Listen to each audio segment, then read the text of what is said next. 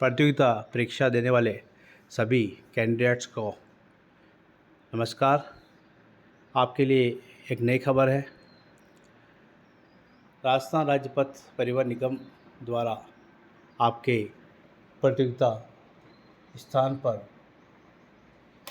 जहां पर आप परीक्षा देते हैं वहां आने जाने के लिए राज्य सरकार द्वारा मुफ्त टिकट दिया जाता है। आपको मुफ्त यात्रा कराई जाती है और वो यात्रा करके आप परीक्षा देते हैं और पुनः घर लौटते हैं।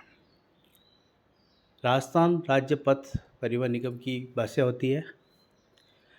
राजस्थान राज्य पथ परिवहन निगम द्वारा एक नया आदेश जारी किया है।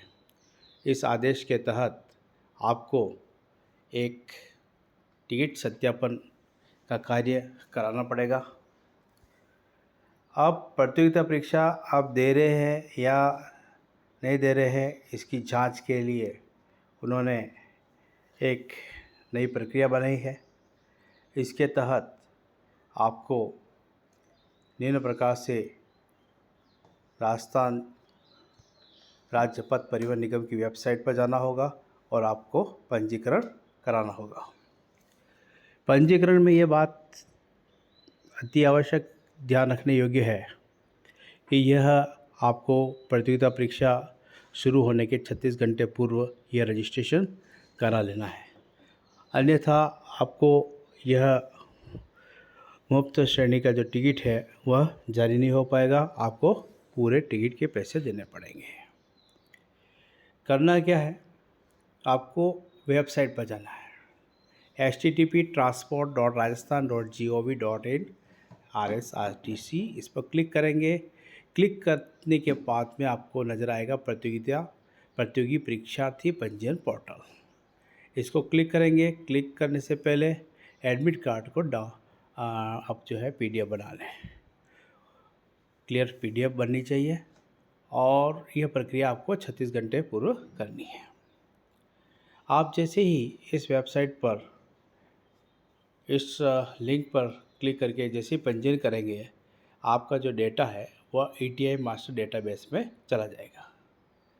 अब ETI मास्टर डेटाबेस में चला गया और यह डेटा जो है, यह मशीनें जो होती है कंडक्टर साहब के पास में जो मशीन होती है ETI मशीन, उसमें सिंक्रोनाइज किया जाएगा।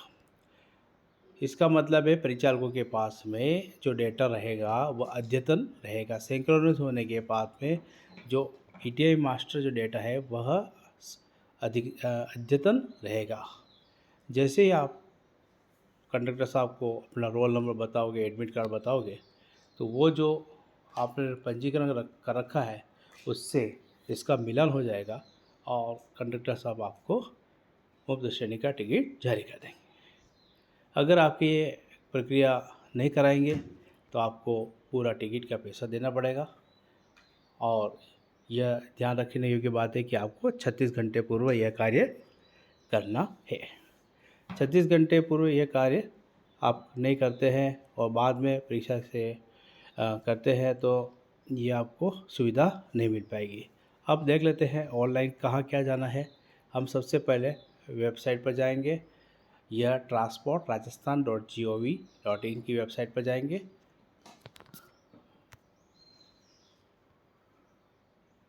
ट्रांसपोर्ट की वेबसाइट पर जाएंगे। इस वेबसाइट को क्लिक करेंगे।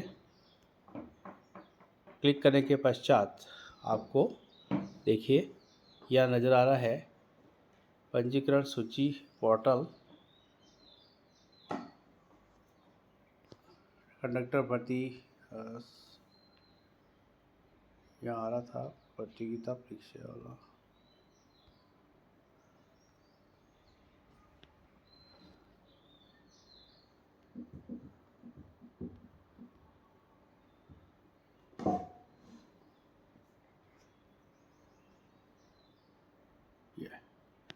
इस पर क्लिक करना। ये लिखा है पंजीकरण सूची पोर्टल। यहाँ लिखा है पंजीकरण सूची पोर्टल, प्रतियोगिता पंजीकरण सूची पोर्टल, ये न्यू आया है। इस पर क्लिक करना है। इसको क्लिक करने पर आप देखेंगे यहाँ इसमें आपको फर्स्ट नेम लिखना है, मिडिल नेम लिखना है और लास्ट नेम लिखना है। जैसा आपका एडमिट कार्ड में जैसे लिखे हुए हैं वैसे आपको लिखने हैं। फिर आपको जेंडर सेलेक्ट करना है, मेल फीमेल सेलेक्ट किया। फिर मोबाइल नंबर लिखने हैं जो आपने दर्ज करा रखे। आधार नंबर टाइप करना है। आधार नंबर के बाद में आपको चाहिए रोल नंबर, एग्ज़ाम का नाम चाहिए जिसका एग्ज़ाम दे रहे हैं क्लियरली लिखें। एग्ज़ाम डेट और टाइम भी आपको लिखना है, मेंशन करना है। एग्ज़ाम कब हो रहा है ये मेंशन करना है आपको। डेट भी आ रहा है और समय है। समय आपको 24 घंटे के फॉर्मेट में है, इसका भी आप ध्यान रखना। इसके बाद में आपको लिखना है ईमेल। ईमेल आपको ऑप्शनल है, कोई लिखना ज़रूरी नहीं है, और लिख लेते कोई बात नहीं। अपलोड डॉक्यूमेंट, अपलोड में क्या क्या कर सकते हैं आप, फ़ोटो भी भेज सकते हैं, जेपीजी, पीएनजी, पीडीएफ, इसमें से भी कोई भी एक फॉर्मेट ले लीजिए एडमिट कार्ड का। इसकी साइज़ का ध्यान रखिए 500 KB से कम होनी चाहिए। अधिकतम इसकी जो कैपेसिटी है वो दे रखी है 500 KB से कम होनी चाहिए। फिर एक्सेप्ट टर्म कर करके सेंड OTP। तो आपको इस तरह से आपके पास OTP आ जाएगा और आपका यहाँ पर पंजीकरण हो जाएगा।